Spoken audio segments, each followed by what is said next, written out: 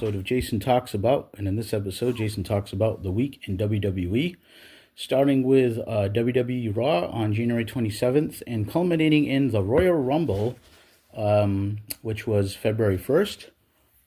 Before we start, a little housekeeping. That music you heard at the top, Reality 508, find them wherever you find music. Support local talent. I'm Jason Medeiros. I'm your host. And just would like to say if everybody could please give us a subscribe and a like if you haven't already on YouTube. We would greatly appreciate that. That would really help the show.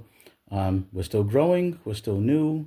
I'm just a guy doing a podcast. I don't have any big powerhouse production behind me or anything like that. So I appreciate every fan I have and every listen and every like and all you guys. So I really appreciate that, and I want to thank everybody who has been supporting the show.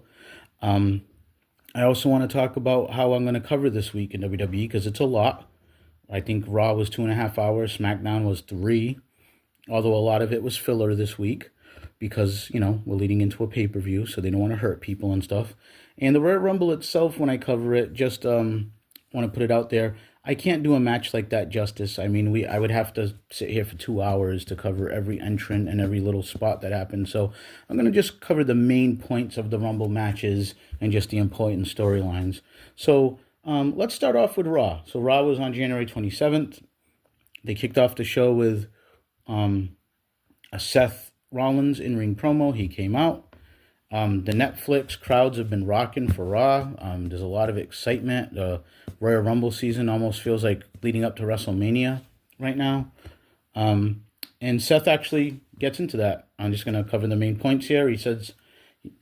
He mentions how it's WrestleMania season and talks about the Royal Rumble. And he says how he's going to be tossing all of them out of the ring. All these guys, especially Roman Reigns, and he can't wait to crush Punk's dreams. And then who's he going to pick? Excuse me, Gunther or Cody?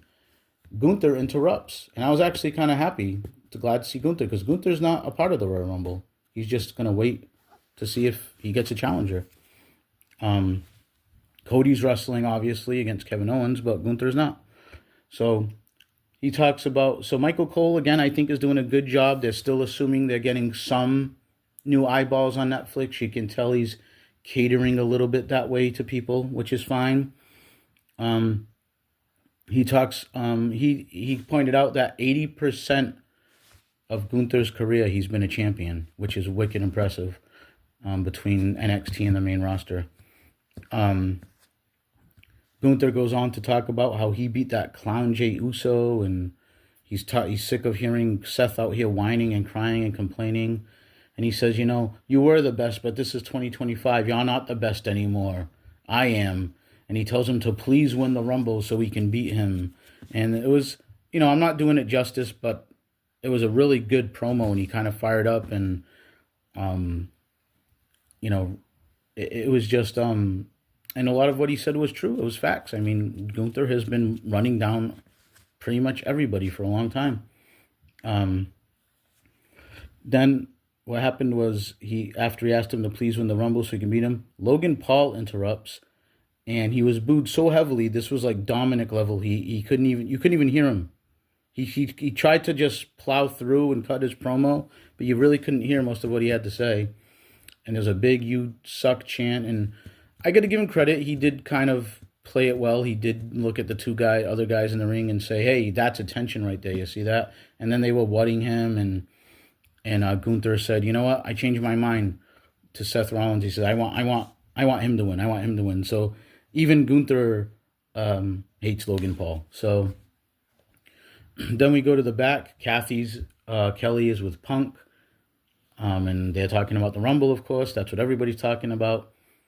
Sammy interrupts, and he says, "Hey, last week I heard you say you're not on, that I'm not on your level." He says this to Punk, and then he kind of reminds Punk that one of us is a WrestleMania main eventer, the other one's not, and kind of drops the mic and walks away, and Punk looks kind of pissed off in the background. And then they did this thing that WWE's doing now where they follow the guy as he walks away from what he was just doing and runs into Karrion Kross, and he's like, "Yeah, you should do more for yourself." And he's trying his little evil mind games. And, you know, Sammy basically just tells him, leave me alone. And, all this carrying cross stuff would mean more if he didn't lose like 99% of the time. If he was, this big dangerous guy that predicts bad things and whatever. I mean, it just falls flat when a guy does. I mean, it's still wrestling. I know a lot of it's entertainment, but it's still wrestling. And if you never win wrestling matches, you don't feel important. So that's what I have to say about Karrion Kross.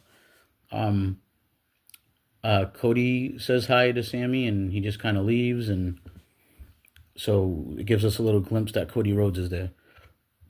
They did the tag team championship match. The War Raiders against they're the champions, against Dominic Mysterio and JD McDonough from Judgment Day. The Judgment Day jumped the baby faces early, got the match started early, before the bell. By now, everybody has probably seen the spot where JD McDonough did a dive and ended up hitting his head on the announce desk, and he hit it hard, and you could tell that Michael Cole was really worried about him, and he got a lot of cheers. JD McDonough did when he got himself up on the apron, and I said to myself, "Wow, the way he's selling, it looks like he hurt something, but I can't tell what." Come to find out after the fact, and I'm sure everybody knows this by now, he broke 2 ribs and punctured his lung, and he had to have wrestled. I didn't time it. I'm guessing another 10 minutes, and took some big bumps. I mean, the War Raiders are not, guys that are going to place you down softly on the mat. So, yeah. It was a really good match. The crowd was wicked into it. Carlito interfered a couple times. There was a cool spot where JD McDonough, with his punctured lung and probably concussed and broken ribs, did a moonsault. Dominic Mysterio hit a frog splash on one of the War Raiders, and that was a kick out at 2. This is awesome chants. Dom ended up getting pinned with the War Machine. Raiders win. That's the right call. Glad to see the Raiders on a roll. Kaiser and Pete Dunne are in the back having some type of interaction. It looks like Kaiser's maybe trying to recruit him. So I don't know if we're going to have a new Imperium. The New Day interrupt, and Kaiser and Dunne actually refuse the fist bump from the New Day. And I think Woods says a comment like, "You guys are literally scum of the earth." So the New Day is so reprehensible that Ludwig Kaiser and Pete Dunne don't want to fist bump them. It's pretty funny. So Ray fought Xavier Woods. That came up next. The LWO came out with Ray. They made the announcement that Zelina Vega will be going to SmackDown, that this was her last interaction here on Raw. Interesting that her husband is reported to be on his way to WWE. Wonder if he's going to SmackDown and they'll pair them. I always thought that would be pretty cool, having Zelina be an evil goth chick with her husband. So Xavier Woods, the story they're telling in this match is that he bought expensive front row tickets for his family, and when he comes out, it looks like they were a no-show. Eventually, throughout the match, they did show up, and they're wearing New Day Sucks gear. So that was pretty funny. So he's arguing with his own family in the front row. Off the distraction, Rey Mysterio ended up gaining the advantage. Threw him in the ring, hit the 619, dropped the dime, won the match. So Sami Zayn, who's getting a lot of airtime tonight, is in the locker room with Seth Rollins, and he's telling Seth, "Hey, that was an accident, right, when I kicked you last week?" And Seth brings up like, "Hey, that relationship you have with Roman, if something happens again, I'm not going to be so sure, and but yeah, we're good." And so more intrigue here. Who's going to go against who, and who's going to turn on who? I mean, the WWE right now has I don't know, probably I'd say 6 major storylines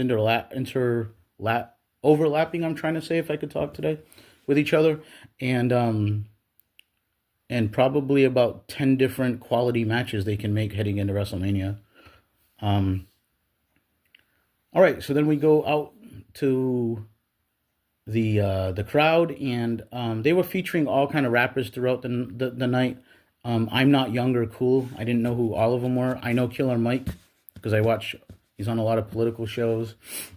I knew who 2 Chainz was. There was a few other guys. I wasn't sure who they were. I don't really know a lot about Quavo. I'm not mean that in a derogatory sense. Like I said, I'm not younger cool, so wasn't quite sure who he was. But anyway, he was with Jey Uso doing the entrance, and he seemed to really be into it, and he hyped up the crowd. I think he did a good job. I think the funniest part of the segment was Michael Cole trying to dap up with Quavo, and I just said I'm not younger cool. If there's someone less young and cool than me, it's definitely Michael Cole. I will say this though, Michael Cole has had like a resurgence. He's actually this is one of the little sidebars I'm going to go on that tangents I do sometimes. It amazes me, and I'm sorry, like to compare the two companies, but when AEW debuted, Vince McMahon was still in charge of WWE, and they were kind of stale, and AEW was like the young, cool Fed. And now AEW seems like they're kind of stale, and WWE has just become so much fun. Like this Jey Uso entrance with these rappers and whatever, even when he doesn't have rappers with him, that crowd is having so much fun. And then you've got Pat McAfee on the desk, and now they've got Wade Barrett doing it. But in Michael Cole, who I keep saying has the rhythm of a white grandmother, the point I was trying to make is even Michael Cole is fun. Like, I don't know how they accomplished that, but they did it. Triple H found a way to make Michael Cole fun. I mean, Michael Cole was a guy that was like, I was just like waiting for him to retire and move on a couple of years ago, and now it's like he's actually fun and he's funny. So I don't know, maybe it's not having Vince McMahon scream in your ear. I don't know, but anyway, back from the tangent. Jey Uso comes out, cuts a promo. For the second week in a row, or maybe third week in a row, I noticed that he's really blown up from his entrance when he tries to talk, but he did okay. He talks about how he lost to Gunther, but he knows he can beat him, and he's going to win the Rumble, so he gets another crack at him. So if Jey Uso wins the Rumble, stay tuned. It kind of seems like they might go back to the Gunther story, because Gunther beat him pretty clean right in the middle of the ring on Saturday Night's Main Event just last week. So, all right, so Kathy Kelly is in the back again, this time with Lyra Valkyria, talking about being in the Rumble. American Maid interrupts, and Ivy wants the IC title. And then, when they get done arguing with Lyra Valkyria, they run into Alpha Academy, American Maid does, and Chad Gable talks about how they're failures, and so that was that. Then there was a non-title match, Liv and Raquel versus Bianca Belair and Naomi, who are the champions. So Liv Morgan and Raquel Rodriguez against the champs. Pat McAfee did mention that Jade eliminated Naomi in last year's Rumble. Quite the little Easter egg there. I think that's feeding into my theory about Naomi being the culprit in the dastardly attack on Jade Cargill. At one point, Bianca had hit the KOD on Liv, but Dominic distracted the ref. And Bianca actually dived on Dom, which was pretty cool, which led to all kind of distractions and mayhem, and Liv ended up pinning Naomi, and now Liv and Raquel are in line for a title shot. That may be where we see Naomi's true colors. Excuse me. Kathy Kelly and Rhea Ripley are in the back, and Bayley interrupts the interview, because everybody interrupts everybody nowadays, and Rhea tells her good luck in the Royal Rumble. Maybe they'll face each other at WrestleMania. And then Io Sky is just ominously standing in the corner, and she walks up to Bayley and says, "See you Saturday." They had a quick Penta promo about the Rumble. It was like a pre-taped video package thing. Heyman did an in-ring promo. He revealed the huge banner that came down from the ceiling, and it was Roman Reigns on the cover of 2K25, and he's putting over Roman as he always does. And Drew McIntyre interrupts. And he's telling Heyman, "You look nervous, relax." And that was my Drew McIntyre. And, the crowd's saying, we want Roman. And Drew McIntyre says, "We don't care." And he says, "I'm the daddy of the bloodline." And he says, "I'm looking for a thank you." And he talks about how he's telling Heyman, "Tell your boy I'm going to throw him out." And Heyman says, "Well, I'll be glad to tell the tribal chief." And he goes, No, not Roman. He knows I'm gunning for him. Tell CM Punk. So again, that another storyline thread they're tugging on there. The relationship between Punk and Heyman still owes Punk a favor. So then we had Drew versus Sammy. They talk about how Drew is 10-0 against Sammy. There was dueling chants, let's go Sammy, let's go Drew. People that listen to the show know I'm a huge McIntyre fan, and I think the crowd just appreciates his work. Yeah, he's a villain, but he's a really good one. I wrote, Sammy definitely looks like he got busted open the hard way. There was a cool spot where on the outside of the ring, McIntyre went for a Claymore, missed, and landed on the desk because he gets up so high. I thought this match showed Drew's strength off pretty well. I liked how, the way he was just picking up Sammy and throwing him around and stuff. He is a big, strong guy. I know he's agile and athletic, but we should see him use his power, and it is impressive. Drew ended up pinning Sammy using the ropes. I don't know how the ref possibly did not see that. I just want to be consistent. If it was AEW, I think we'd be killing him right now. And it was a really good match. It's so unbelievable that the ref is so focused at looking down at the guy's shoulders that he can't see a few inches above that purview that a guy's feet are on the ropes. It's hard for me to suspend my disbelief that hard. So Sammy is arguing with the ref. Drew attacks him. Cody makes the save. Kevin Owens comes out. He attacks Cody. And then so does Drew. Now it's the numbers game. And then Sami Zayn goes to haluva kick Drew, who's beating on Cody in the corner. And he moves. Drew does. And lo and behold, Sami kicks Cody. And Kevin Owens pats Sami on the chest as he leaves, as if to say, hey, good job. So then they go to a Roman Reigns 2K25 package again. And then we come back.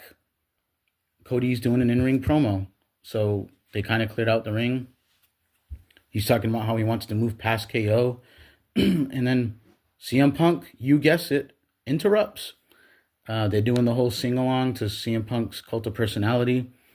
He's asking Cody, hey, are you all right? I'm your friend. So they're doing the whole friend thing. Again, if there's AEW, we'd probably be, but every storyline isn't about being friends. So I guess that's the difference. Punk talks about how when he was champ for 434 days, the burnout, the lost friends, everything it cost him. And Cody says, you're my friend, right? And Punk says yes, and talks about the promise he made to Dusty to look out for him, and he loves him. And then Cody says, let's just cut through it. What's next? What's next for me? He says something about, not going to sleep much. All the commitments are going to catch up, the sacrifice. This is what Punk is telling him. And then he says, and somebody's going to eventually take the title. And that somebody's me. The difference is I'll stab you in the front, not the back. And Cody goes on to say, I've been chasing you. You've been chasing me. Goes through their history. He says, I hope it's you, and I hope you catch up because you're not the best in the world anymore. And I wrote that the crowd was a little weird for this one because I think they were kind of stuck we really like both these guys, and I don't think they quite knew how to react. There was not anything really wrong with the promo itself, but I just think the crowd was a little confused on how to react to it. And that's how they went off the air. So, again, this was kind of a safe Raw, I guess we'll put it that way. Not for JD McDonough. I don't mean to be funny, but I hope, I wish him well. Hope he gets well soon. That was a gutsy performance to continue that match. But in terms of safe, meaning that they advanced storylines a little bit, kept the intrigue going, but, you weren't going to see, CM Punk out here wrestling or any gigantic angle blow off here because, let's face it, the Rumble Saturday. So let's go to SmackDown. This one felt even way more like a filler show, to be honest with you. In my opinion, January 31st, they kick it off with Kevin Owens in an in-ring interview with Joe Testarossa. I hope I'm saying that right. And I got to say that Joe Test, as they call him, I sang his praises last week. I'm going to do it again. I think he is doing a great job. He might be the fastest guy from the outside in terms of an announcer who's got it this fast. I thought he did a great job here. Kevin Owens, of course, starts talking about how they're unfair. They're a bunch of Cody Rhodes fanboys, and Joe says, I apologize if you feel that way, and that's why we're doing this. We want to give you the stage. And KO says, I don't accept your apology. As a matter of fact, you can shove it up your ass. Something I wasn't expecting to happen, Punk interrupted. So we're going to keep with the interruptions. Big time Punk chants, big time holy shit chants, because Punk's supposed to be over on Raw, I guess. Punk actually says, I'm sorry for the interrupt. And I think you make some good points. He says he hates people interrupting him, especially Seth Rollins. And he says, hey, we could main event WrestleMania. He does talk about how he's going to throw out 29 guys, and 29 guys he likes more than KO. That's how much he doesn't like KO. And KO talks about how, hey, it's your dream to main event WrestleMania, isn't it? Well, I've done it twice. He talks about how he did it with Stone Cold and how he did it with Sami Zayn to win the tag belts off the Usos. Kevin Owens says he would love to see Punk go to his grave as a failure. And Punk says, you know what? You're right. You have done some stuff I haven't done. Like, I never lost 5 title matches at the Royal Rumble. I never lost to Logan Paul. I never tried to manipulate my friend. Then he tells him, why don't you come back in the ring now? Because at this point, I should have mentioned when KO dropped his little insults, he started to walk away. And Punk tells him, come in the ring now and let's settle this, something to that effect. And KO does the heel thing where he teases he might get in the ring, and then he says, nah, and leaves and walks off. One thing I did notice was that Cody and KO have their belts back. I thought the dramatic thing with Shawn Michaels was the belts were going to get suspended and they weren't going to get them back until one of them won them, but they both have their belts again, so much for that. Miz was in the back with Aldis, and that was a pretty funny exchange. And he says, if Andrade was here right now, I'd punch him in the face, and you can probably predict what happened next. Andrade was standing right behind him. Aldis made the match. Jimmy beat Carmelo Hayes with a roll-up. I'm just going to blow through some of this. Like I said, it was a very filler episode. There was a Women's U.S. Championship match. Michin won by DQ because the champion Chelsea Green hit her with the kendo stick, and Michin hit her back, and she ran away. There was a Priest promo, Damian Priest, and Jacob Fatu interrupted. He was with Tama Tonga, and he cut a pretty good promo on Damian Priest, and this was a little intriguing. I didn't think about these two guys interacting, but here we are. Fatu talks about how they're both from the street, talks about how he's off the leash now, and, Priest says, hey, is that supposed to intimidate me? And Tonga tries to step up, and Priest just drops him.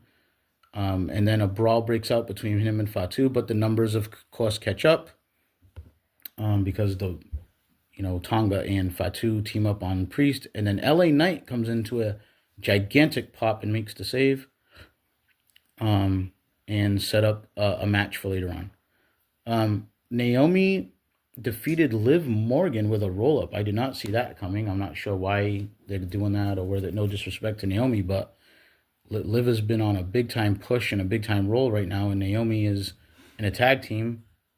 I figured they would give this to Liv, but they didn't. But then it ended with Liv and Raquel laying out Naomi, and Bianca tried to make the save, and she got laid out too. Andrade did, in fact, defeat The Miz. And Tiffany Stratton had an in-ring interview, and this might have been the official face turn finally. I don't know why they delayed it, because she got jumped by Nia Jax and Candice LeRae, and Nia Jax squashed her, and she got laid out pretty good and was getting a lot of sympathy from the crowd. So I think they finally just stopped delaying the inevitable, and probably this was Tiffy's face turn for sure now, I think. They ended the night with Priest and LA Knight defeating Fatu and Tonga, but Fatu did lay out Priest at the end of the match. Tonga took the pin, so Fatu, to my knowledge, still has not been pinned in WWE, which is good. I mean, we should keep him strong for sure. All right, let's get to the Royal Rumble. Like I said at the top, I won't do this any type of justice if I try to go blow by blow with the entire Rumble. So what I'm going to do is just cover some key points. The Women's Royal Rumble match happened first. Nothing wrong with it. Good match. Jordan Grace was announced as officially part of WWE, and she looked tremendous. She was in there like throwing around Nia Jax and just showing off her power. There were some surprises. Trish Stratus came back. Alexa Bliss was probably the biggest surprise, and man, what a reaction she got. So if you doubted Alexa Bliss and her connection to that crowd, she laid all that to rest, I'll tell you. And I gotta say, I was taken by it. I did not think the crowd cared that much about Alexa Bliss anymore, and obviously I was wrong. They do. I mean, that was an unbelievable pop, and it sustained throughout her whole entrance. So the people are still really into her. And it was a little fun trolling by Michael Cole and Pat McAfee when Michael Cole said, wait a minute, she's not supposed to be back. She's not coming back. Remember what the internet said? And Pat McAfee said, stop listening to the dirt sheets, Michael, Cole and whatever. And it was probably, I'm sure that was a shot at Meltzer and all these reporters. And, there could have been some elements of truth to the reports about the dissension with her contract and stuff. And maybe she just realized, you know what, I'm just going to come back on my deal. I don't know. I don't know what happened. Nobody really knows. Who cares? She's back, and she was super over, was my point. To the chagrin of many that I've seen so far online, Charlotte Flair came back and just won the Royal Rumble again. I got to say, I do question this a little myself. I feel like if they were going to have Charlotte, I think they're going to go to her and Rhea with the rubber match. But I think it would have felt a lot better to people, if she came up short in the Royal Rumble, failed there, and then had to earn it in the Elimination Chamber. If you could somehow tell that story that way, because, I don't know, it's a little eye-rolling for people. She's supposed to be a babyface, and she got a decent babyface reaction, I guess, but it just seems like Charlotte Flair just goes out. This has happened before, comes back, wins the Royal Rumble, goes right back into the title picture. I am not by any means saying de-push Charlotte Flair, but I don't know, it kind of feels like, especially if you're a babyface, it should feel a little more earned than just coming back from injury in one match and getting the title shot. I think I'm not alone there, judging on, she got a good pop when she came out. She got an okay reaction for her win, and certainly the online community was not happy about her win. I'm not saying don't put her in the main event. Maybe I would just do it a little differently. Man, did I feel bad for these guys. DIY and the Machine Guns, Motor City Machine Guns, had a title match. DIY is the tag champions. A 2 out of 3 falls match in between the Women's Royal Rumble, Cody versus KO, and the Men's Royal Rumble. Wow. I gotta be honest with you, I, like most people, use this match as an opportunity to do a couple things and whatever I needed. Go to the bathroom, grab food, whatever. I'm not saying I totally ignored it, and it seemed like a real good, decent wrestling match from what I saw, but when I seen 2 out of 3 falls, I was like, yikes, I don't know if I missed something. I didn't even know this match was on this. The only thing of note here is that it looked like the Street Profits might have turned heel, I guess, because they attacked the Motor City Machine Guns and distracted the ref. They attacked with a crutch. I don't know why. I don't know if one of them was supposed to be hurt with a crutch, but they had hoodies on, so you couldn't tell they were right away, and then you could. And their cheating led to DIY retaining the belts when they got the third fall. Both teams were at 1 fall apiece at that point. But then they also jumped the heels. So they jumped the faces and the heels, but definitely the way they cost the Machine Guns the match, I would say makes them heels in my book. Okay, so then Cody and KO. So Cody the champion, the real champion. KO has his Winged Eagle belt and thinks he's the champion. And they had a really good match. Again, I'm not going to go blow for blow. It was a ladder match. And one thing of note, and somebody can correct me if I'm wrong, it seemed like they had a ladder match where they only used the ladders. I don't remember seeing a chair or a table or anything. The crowd chanted, "We want tables," a few times, but they had a really good solid match, and maybe they made a conscious decision, like, we're just going to use ladders. And it was a good match. It was a good ladder match. Nothing wrong with it. I'm just not going to go blow for blow by it. At one point, both guys were on the outside hurt. Sami Zayn came out and showed some concern, and I think everybody, including myself, was like, here it is, the inevitable Sami turn. He's going to help his friend. Only thing is, Sami didn't help his friend. And Cody ended up retaining when he did an Alabama. So there was a ladder, for those of you who didn't see it, propped between the ring and the announce desk. And Cody had KO. Well, first of all, KO had Cody on the announce desk. He was going to package pile drive him. Cody reversed it into an Alabama slam onto the ladder, which was in between the ring, balanced on the ring and the announce desk. And that ladder just folded, and so did Kevin Owens. He just folded into a heap, and it was a little bit scary. It looked like he could have broke his neck, but upon replays and closer inspection, I think it was a pretty safe bump. But man, did they play it up well, and it looked great. It looked good. It looked dangerous, but it looked good. And Sami Zayn was ultra concerned, and Cody was able to just slowly get in the ring, climb up the ladder, and get the 2 titles, and he's got his belt, and he's the real champion again.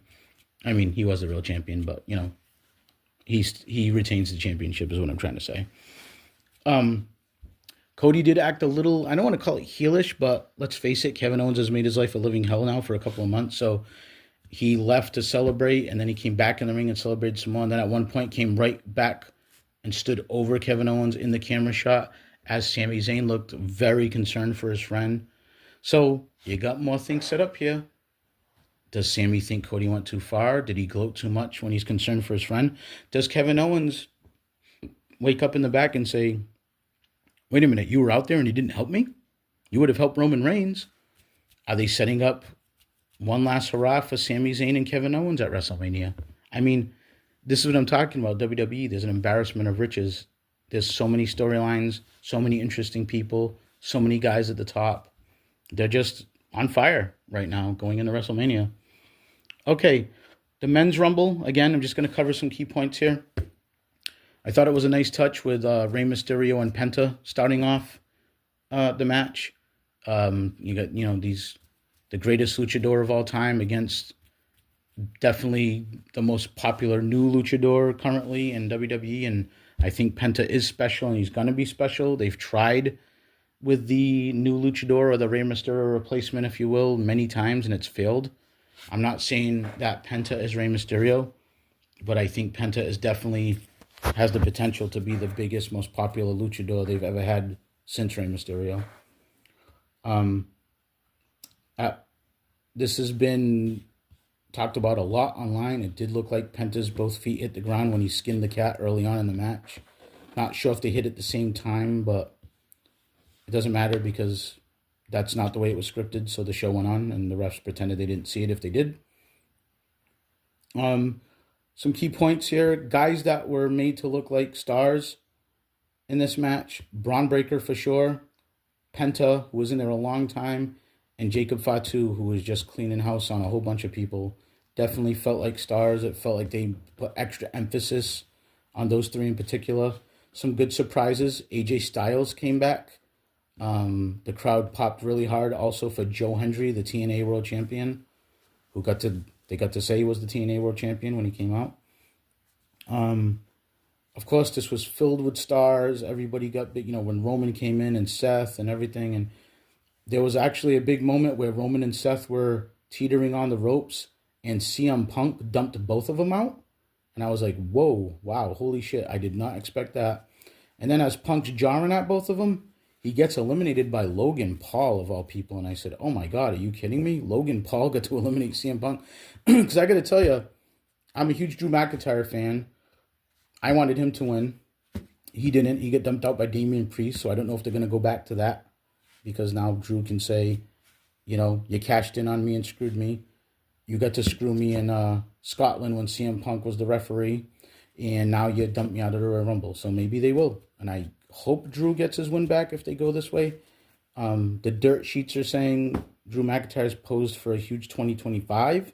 So I hope we don't kill his momentum here. But so coming back from that tangent about him, It wasn't. So at that point, I was like, it's got to be Punk. The story's been Punk. It's been Punk, Punk, Punk, all about Punk, his dream. He's never WrestleMania, main event of WrestleMania, blah, blah, blah, yada, yada. They even had a half-hour interview on the pre-show about this with Kathy Kelly. So I was like, it feels like it's Punk. Now, worth noting, Cena was in there. Still some popular people were in the ring, Jey Uso, whatever. And Logan Paul eliminated CM Punk. And I went, okay. Then I pivoted and I said, well, we're down to Logan Paul, Cena, and Jey Uso. I think the story is going to pivot now to John Cena, that one last run. And who's more deserving, right, than John Cena? If he's going to get the one last run at the championship, maybe go win the title at WrestleMania, or come up just short, but main event WrestleMania. I had it all worked out in my mind. I knew exactly what was going to happen, except it didn't. What happened was Logan Paul got eliminated, and then it came down to Jey Uso and John Cena. And I said to myself, again, well, logic will tell you, Jey Uso's really popular, but he's that guy that's not going to go to that next level. So good on him. Kudos. They get to say he lasted all the way to the end, but the veteran John Cena is going to throw him out. Except he didn't, and I was wrong again. Jey Uso eliminated John Cena and won the Royal Rumble. Much to my surprise, I can tell you that, especially after the clean loss to Gunther. And Jey Uso just felt to me, no disrespect to him, just like a super over upper mid-card babyface that sells a lot of merch and is fine. There's nothing wrong with him, but, he's not going to main event WrestleMania, right? Well, guess what? He is. And I thought a lot about this.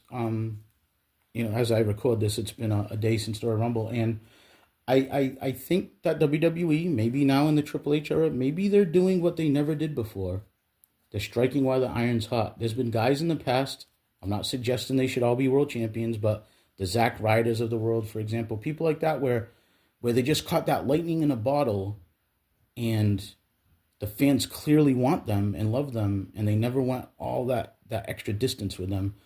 And I think maybe they're just listening to the crowd, because I got to tell you, especially with that on the entrance, there doesn't seem to be anyone more over than Jey Uso right now. I want to say he's the number one merch seller. If he's not, he's in the top 2 or 3. But I think last time I checked, he's number 1.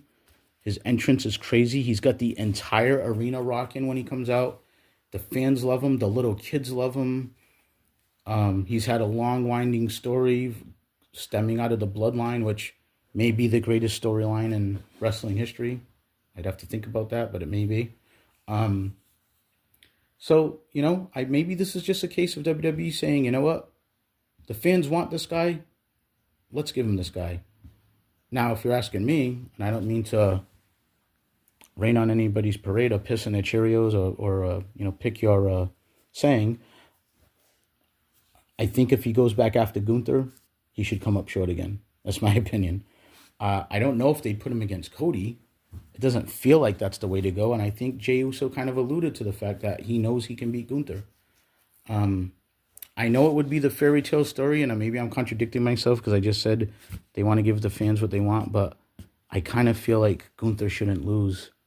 I kind of feel like that this should be, I don't know, maybe a reign to rival Roman Reigns. I think Gunther's that good, and Jey Uso, kudos to him. He has got himself mega over, but that's just my opinion. And if you want to come at me in the comments and tell me I'm stupid or whatever, you can, but that's just how I feel. But I'm getting ahead of myself. Jey Uso won. The crowd loved it. I got to admit, there was a little cloud of confusion, it seemed like, amongst the fans when in the seconds after he won. But they were right back into it and doing the yeeting all over themselves and everything. So there you have it. That was the week in WWE. Extremely strong week for them. I'm not sitting here, handing out awards to that Raw and SmackDown. They were safe episodes. They furthered stuff just enough to get to the Royal Rumble. So I'm not saying they were great episodes, but they were good enough. They furthered stuff just enough, and they supplied us with enough stars and storylines to keep you invested going into the Royal Rumble. And that's all you can really ask for when they have that many hours of TV to fill. I'm not expecting 3 hours and 2.5 hours of excitement every Monday and Friday. That's just unrealistic for me anyway. But I'm going to tell you, the live crowds, they're live and they're into all this. And you could feel that it was the Royal Rumble crowd going into the pay-per-view, even on Raw and SmackDown. So strong week for them. Royal Rumble was a good event, I thought. And yeah, that's my thoughts. So let me know what you think in the comments, if you agree or not. Please like and subscribe.